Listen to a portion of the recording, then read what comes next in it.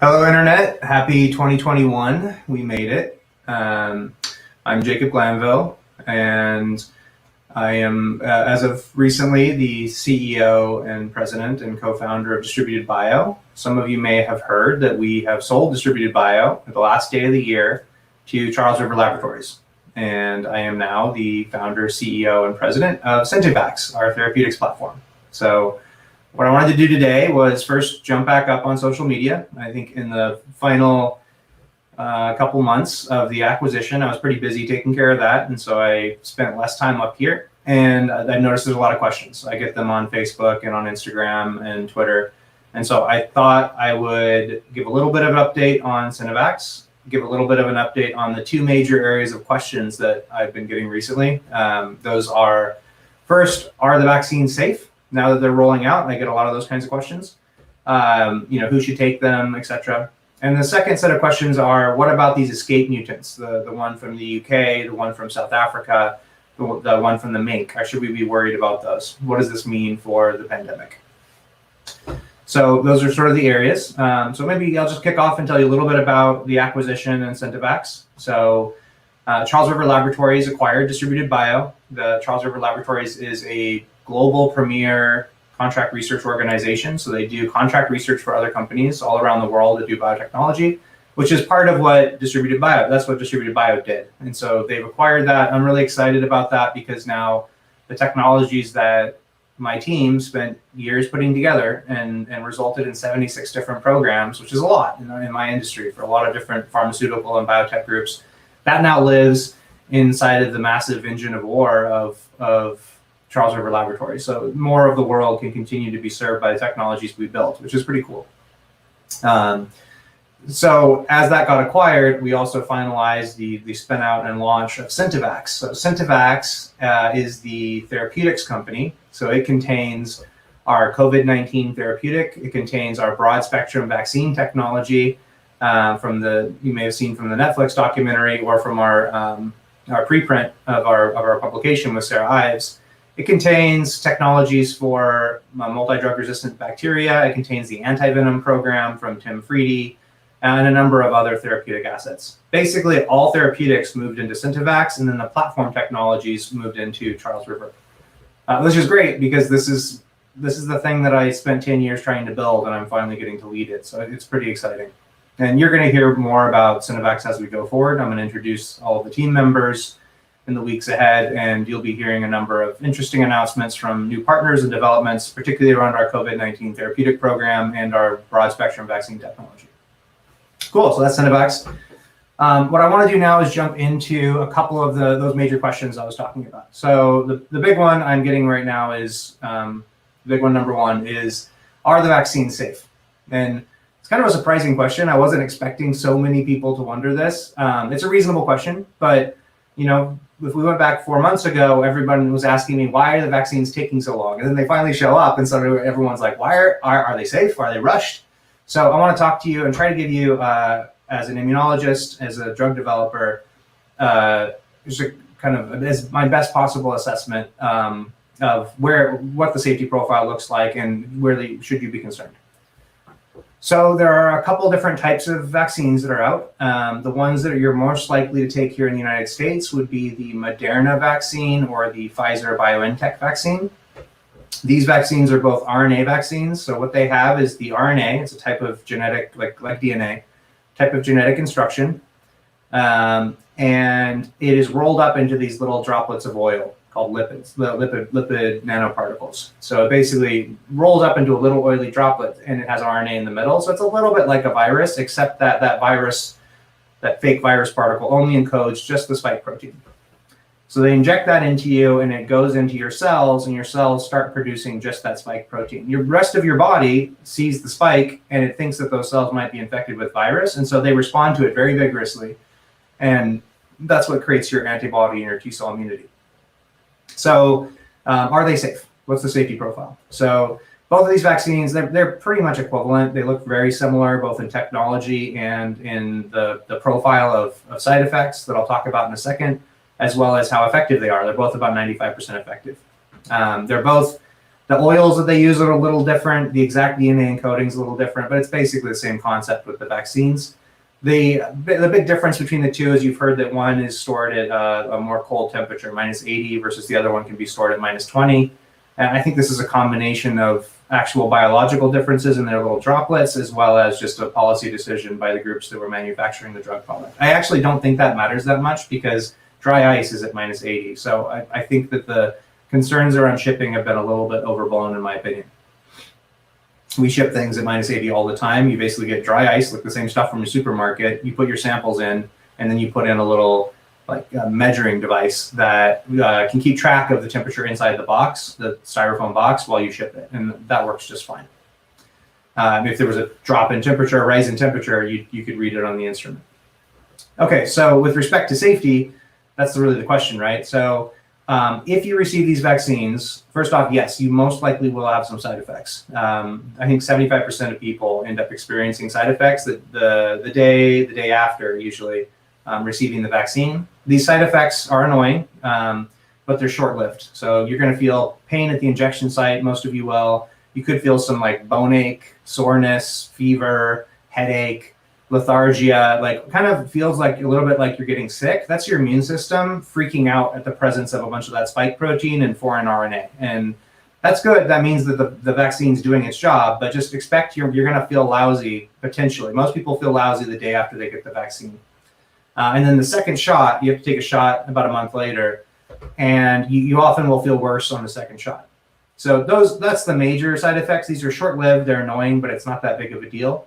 There are some rare side effects that are worth mentioning, and that is that there was in a rare number of cases, but noticeable number of cases, people who had existing hyperimmunity, so allergy responses, anaphylaxis allergy responses to other things, sufficient that they were carrying around EpiPens. Some of those people had anaphylactic reactions to this vaccine. And there was a tendency for it to be more likely be nurses and such in hospitals. So there was some conversation about whether that's because they were previously exposed.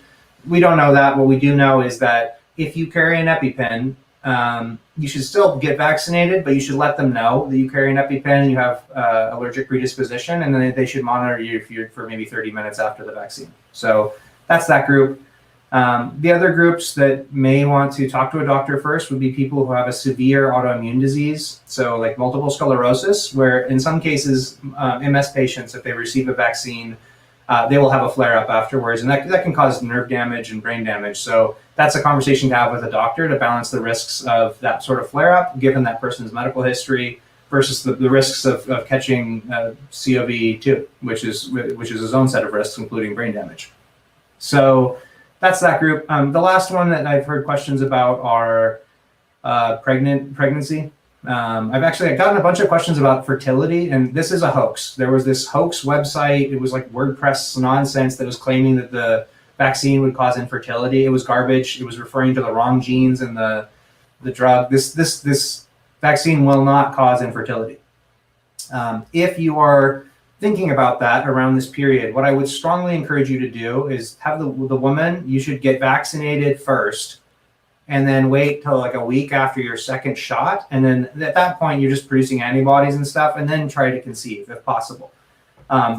That's just to avoid there is some research, and I may be being overly paranoid here, but there's some research in rats and mice, and also some demographic data in humans that suggests that a very strong immune stimulation and towards the end of the first trimester and in the second trimester can cause problems with neurological development later on. So for those reasons, that's also true of catching COVID during that period. So you're not protected from it. But if possible, if you're considering having a baby right now, it'd be better if you can get vaccinated first and have the immunity and then start that process. If you are already pregnant, again, there's a risk of not vaccinating and then getting infected, which has its own set of risks. So at that point, this is a personal decision. You should talk to your doctor. And I will caution you, I'm being very cautious here. I'm just saying if you have a choice, it would be better to get vaccinated first. If you're already, let's say, third trimester or you're breastfeeding, get vaccinated. You're fine. At that point, I don't think there's an issue. I don't think there's any data supporting that. So that's the safety of the vaccines. I think pretty much anybody else outside of the groups I just mentioned, you should get vaccinated. This is a safe vaccine. It just has the spike of the the virus and your own cells are producing it. I also heard weird questions about whether there was like monkey cells in the vaccine, or I don't know. I heard a bunch of crazy stuff. The vaccine has like cholesterol. It has some lipids. It has something called PEG, which is just like a watery, like hydrophilic material, and it has RNA. So it's a pretty benign mix. It doesn't have crazy stuff that people are talking about. I think that was some confusion.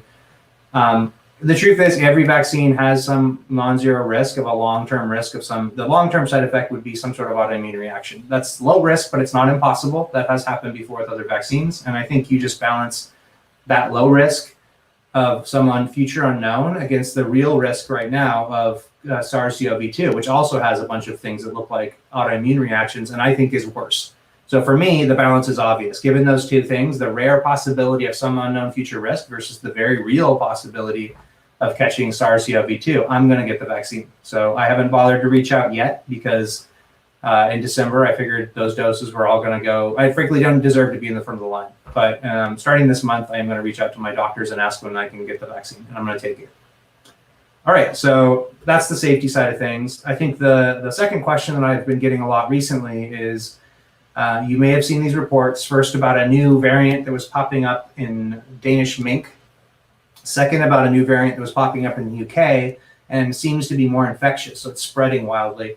And then finally, there was one also in South Africa that seems like it's spreading rapidly and it seems more infectious. And so, of course, the question that I get is, does this mean the antibodies won't work anymore? Does this mean vaccines won't work anymore? Oh God, does this mean we're stuck in a never-ending and endemic pandemic that never goes away?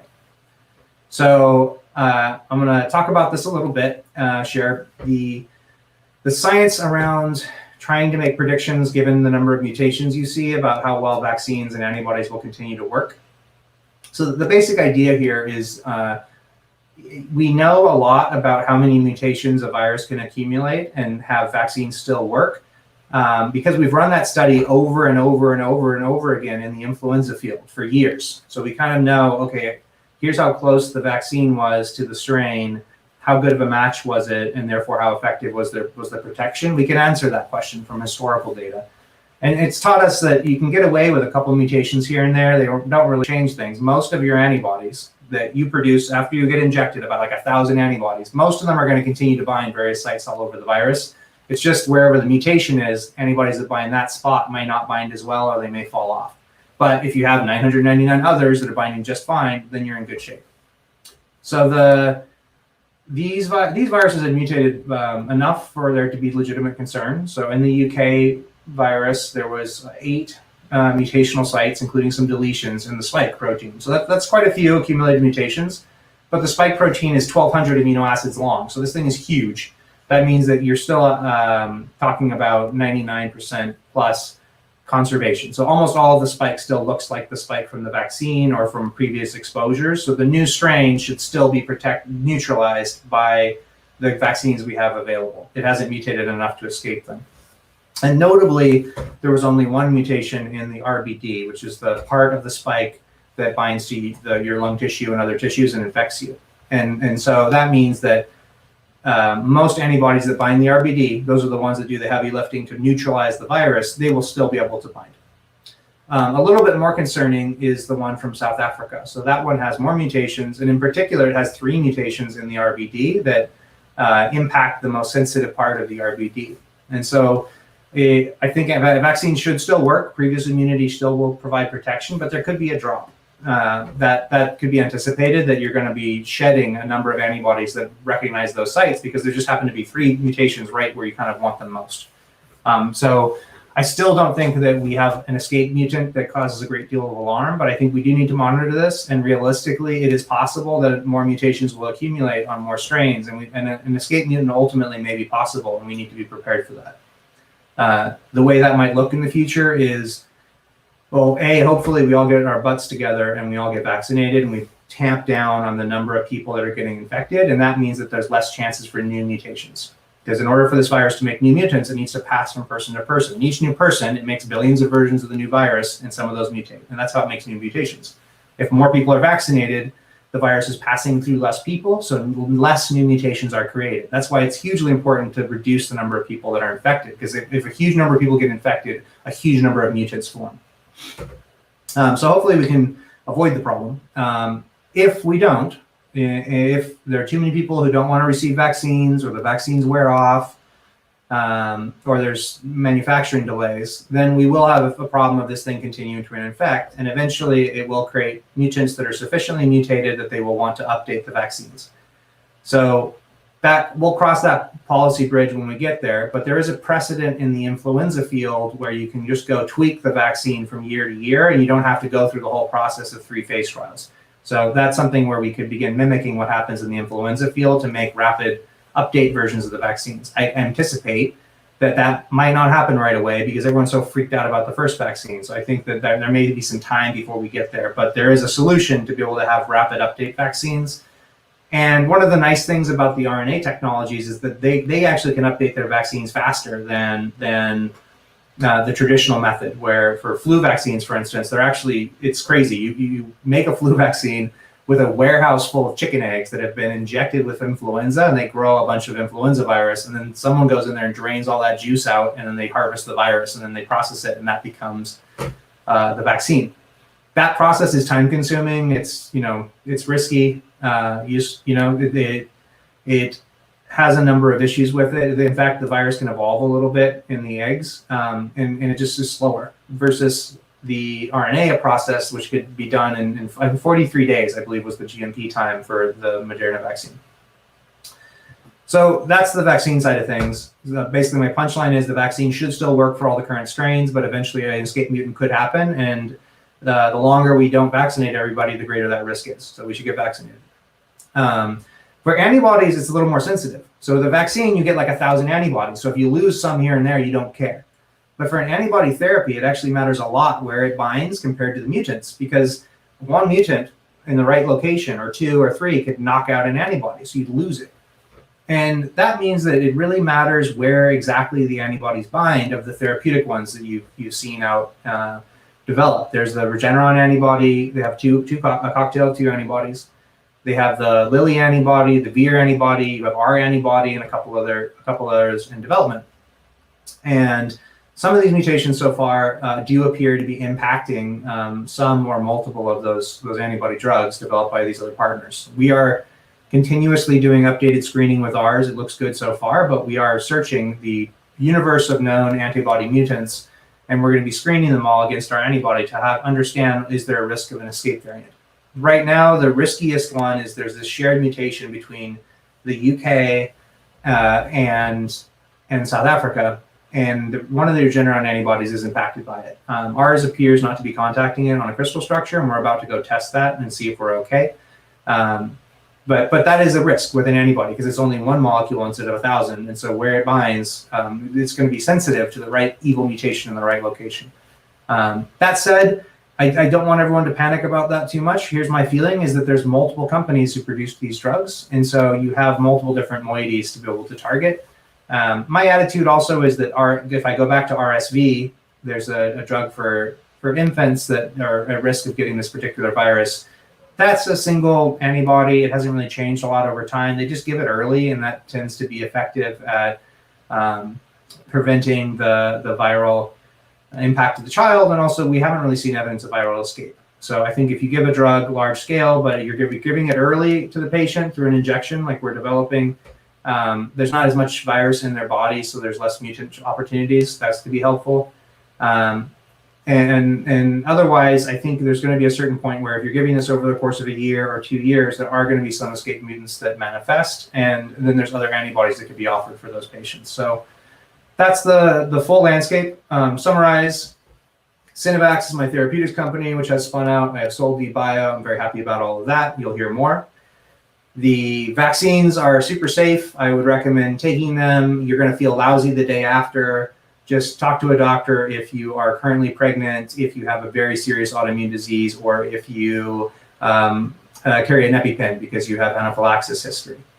And then with respect to the escape mutants, Yeah, they're concerning. We're keeping an eye on them. So far, the vaccine should still work on the existing escape mutants. It's a mixed bag with respect to the antibody therapies. Ours still looks okay, but what we are updating with some of these we haven't tested yet. So I'll provide updates as we get there. All right, folks. Fun talking. We will be doing these weekly going forward. Sometimes it'll be me. Sometimes you'll be introduced to some of my other team members. I think the big things to look out for in the near future will be the influenza broad spectrum or universal vaccine paper with Sarah Ives. That's out in review right now. You can go check out the preprint at Nature Biotechnology. You're going to be seeing the same preprint coming up soon with our COVID-19 therapeutic, and we're also going to see our antivenom program coming out pretty quickly. So a series of publications are going to hit. And then I think what I'll probably do next time and the time after is give more updates around our COVID-19 therapeutic antibody. It seems like it's increasingly important now that we have delays in development of the vaccines, deployment of the vaccines. And then I think, as I've been saying, I just don't think everyone's going to get vaccinated. So I think this is potentially an endemic problem, and we're going to need long-term medicines. So hopefully I'm wrong, but I'll provide an update on the technicals next week. Cheers.